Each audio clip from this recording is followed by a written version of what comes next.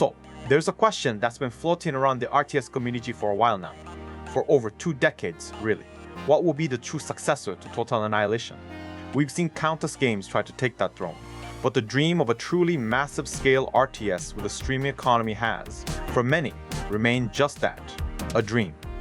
Well, a new challenger has entered the arena. This game wants to be Total Annihilation so bad, but is Sanctuary, Shattered Sun the heir we've been waiting for? Or is it just another shallow copy destined to be forgotten? Let's find out.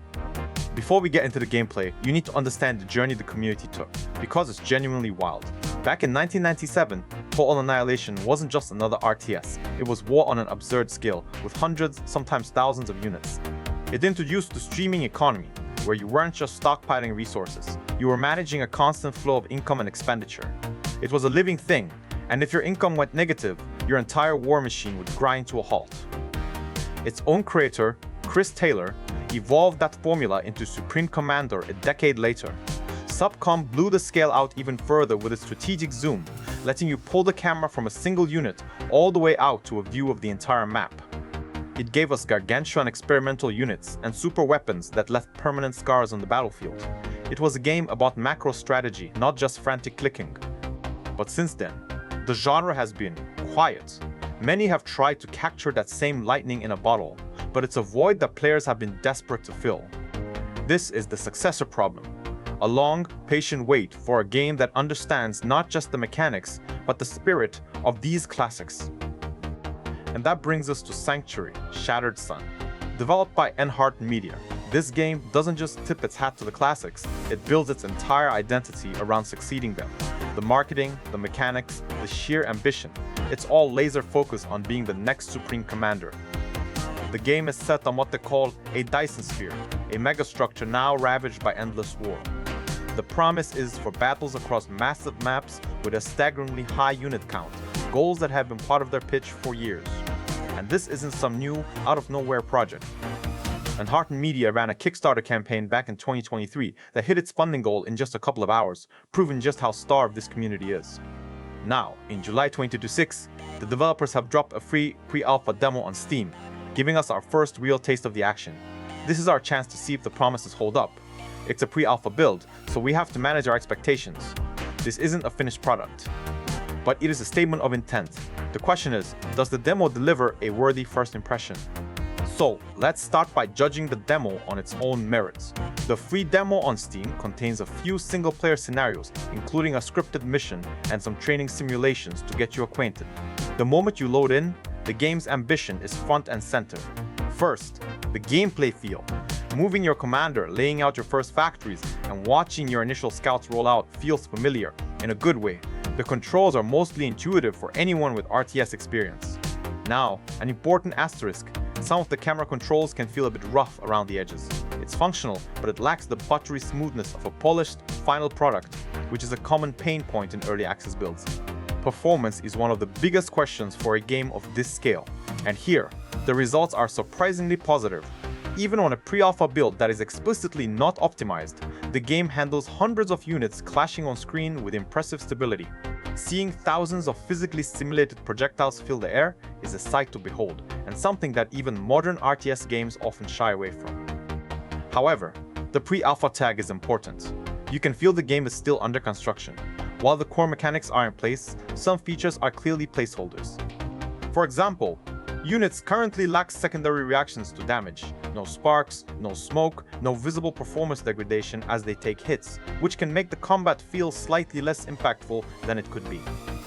This is the kind of polish that is typically added later in development, but in its current state, it leaves the spectacle feeling a little hollow at times. The demo is a strong proof of concept, but it's very much a vertical slice, a taste of what's to come rather than a full meal. So, how does it stack up against its legendary ancestors? This is where Sanctuary both shines and faces its biggest challenge. The game nails the core pillars. The streaming economy is here, and it works just as you'd expect. You'll be balancing mass and energy production, building extractors, and expanding your industrial base to fuel your ever-growing army. The strategic zoom is also present, allowing you to manage your forces from a godlike perspective. In these aspects, Sanctuary feels less like an evolution and more like a direct continuation.